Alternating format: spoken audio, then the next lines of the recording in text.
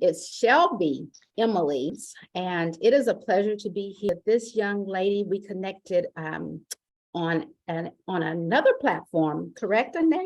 That is correct. I have to make sure that I get this young lady share this powerful story so that she can share it with a whole new audience. Because during this month of Heart Health Awareness Month, diabetes is pretty much runs hand in hand with heart disease. So take this moment right now to share your family history of diabetes, and Sure. And then afterwards you can share your app. Awesome. Thank you so much for inviting me. I count it all being grateful. That is really awesome to have new audience, new listeners, and hopefully it could change someone's life. Again, my name is Annette Nichols, and I am a business owner. The name of my company is Butterfly's Touch. What we do, we try to make sure we end the cycle of poor health. And as I go into my story, you'll see what the aim is that we have for poor health dealing with diabetes. I am a little country girl that came from Lincoln, North Carolina, and I was raised in Shelbee, North Carolina. So the same as your name, Shelbee. Yes, yes. A divine appointment. Right. And as you know, me and my family, when you see us, we like, oh yeah, that's a Thompson there, because we all look so much alike. And we only became diabetics when we got in our 20s. My father, he was working in a wood factory where he made rocking chairs, benches. My mother was a homemaker. And so I am the sixth child of six children. And so I'm gonna tell you about each one of them. Okay. My oldest brother, he was very healthy, tall guy, like 6 feet tall, very healthy. But as the years went on, he caught diabetes and got it out of control. I have an older sister. I had an older sister. She got diabetes later on in life also. And I have another brother, and he's diabetic also. Right now, he got a half of a pancreas. And I have a sister 2 years older than me. She actually is getting ready for dialysis or kidney transplant. So even to go back to my father died when he was 63 years old. My mother died when she was 39 years old. My oldest brother died when he was 57 years old. And my oldest sister died and she just died Christmas morning at age 61. So you only see now, we had a baby brother, that my oldest brother, he died when he was a baby. So, still yet there's only 3 of us left now. And like I said, the other 2 brother and sister, they are pretty much have a lot of health issues. I don't consider myself being lucky. I consider myself being blessed to be able to tell people my story. As my older brother was going through his field, he had a rough time. He really did. He was very stubborn. He had got to the point where he had a cataract surgery in his eyes. Whenever your diabetes is out of control, of course, it's going to take you longer to heal. So he lost an eye, he lost teeth.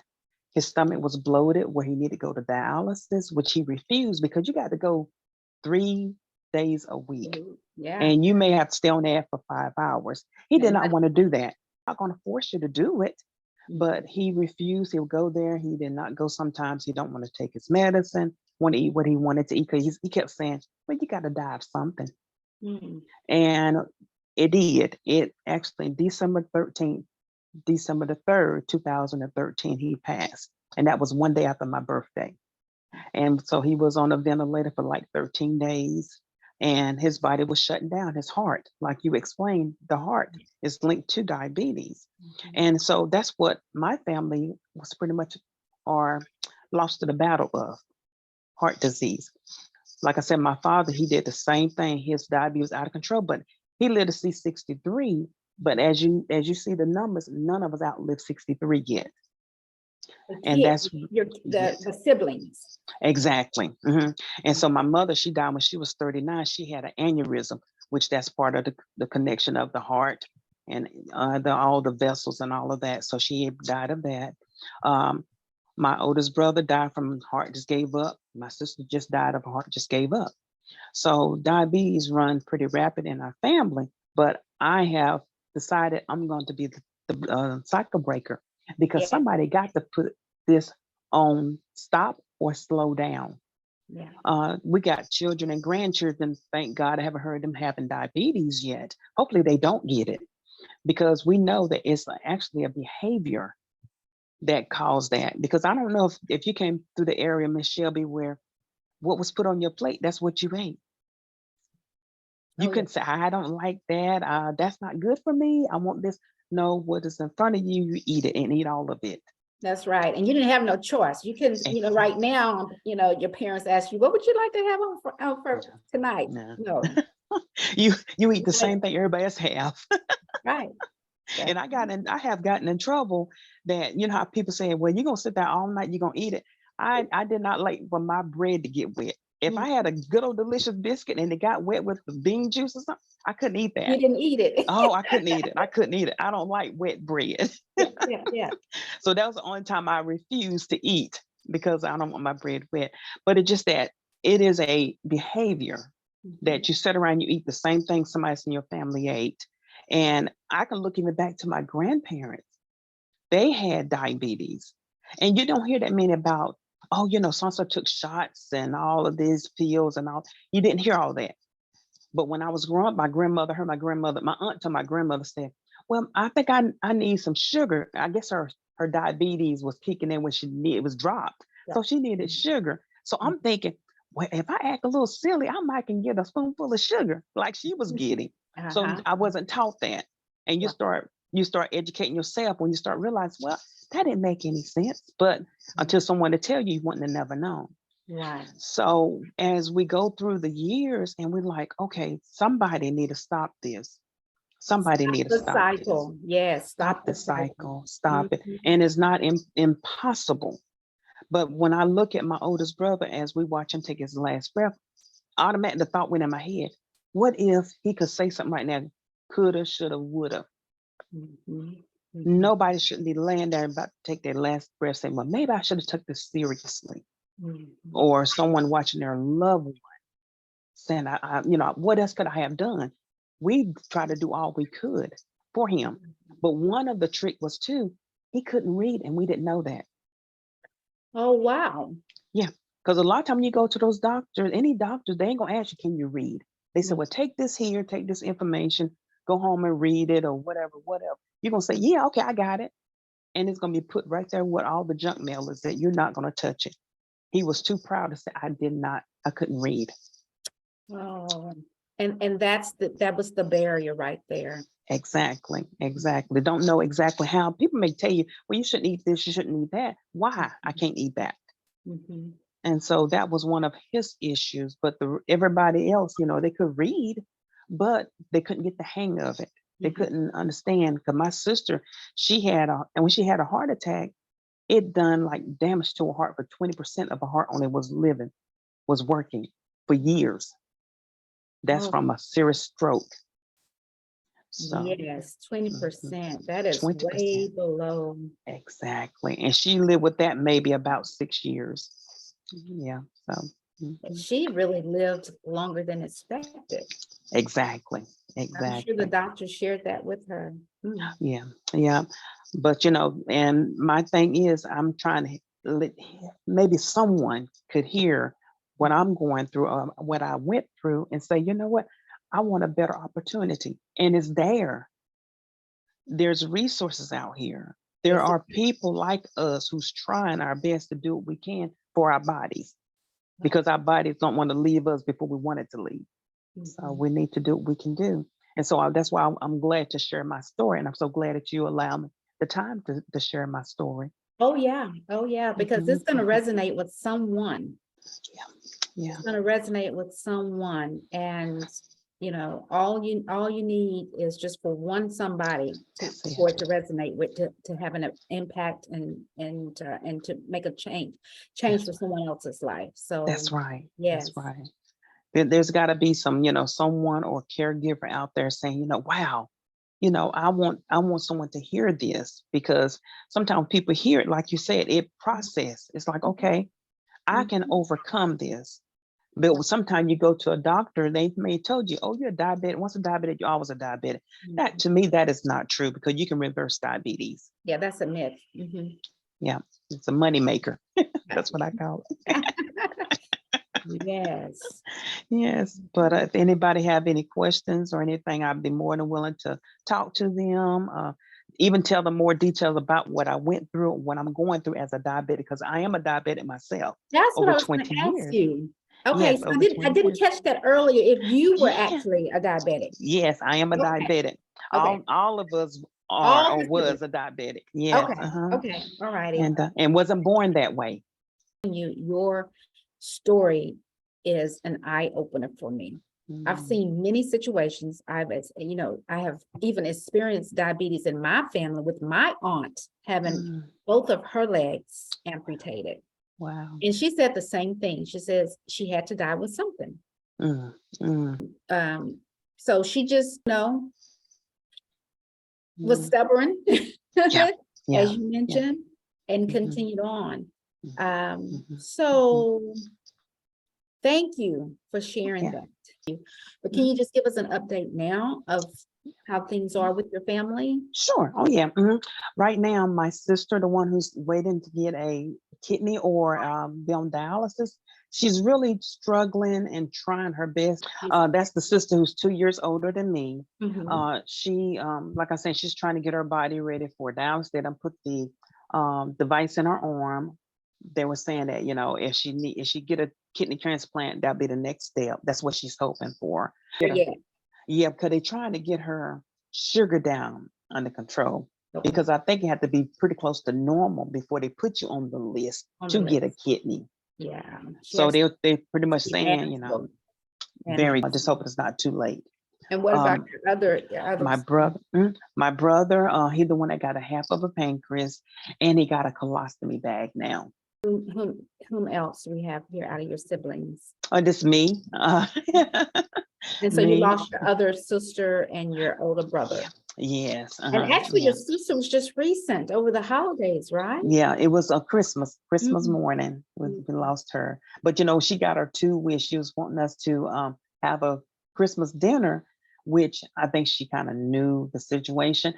Wake Forest will allow us have a dinner with her in her room, and that was truly a blessing to her. But she said all she wanted to do is have a Christmas dinner and want to live to see Christmas morning. Mm. So she died 2 o'clock Christmas morning. Oh, So wow. yeah. She Mhm. got her wish. She got her wish. Well, I am so sorry to hear of that. Your story and your app will be able to help others to transform their lives. So thank you so much No, uh, thank you. for being obedient. Thank you. Thank you for being Thank you. obedient. Thank you. Thank All you. right. So, so now at this time, if you can just share with us about your app, Okay. uh, Miss Developer. Yes, yes, yes. Of course, what really got me going was because of my oldest brother when he passed. It just like I was like, okay, something got to be done. Something got to be done. So I try to make it easy, because you get a lot of information out there, but somebody need to break it down and make it easy enough for you to understand. And I always tell people, talk to me like I'm a 6-year-old, because if you do that, I know I will get it. So with this app, I developed it actually in 2019.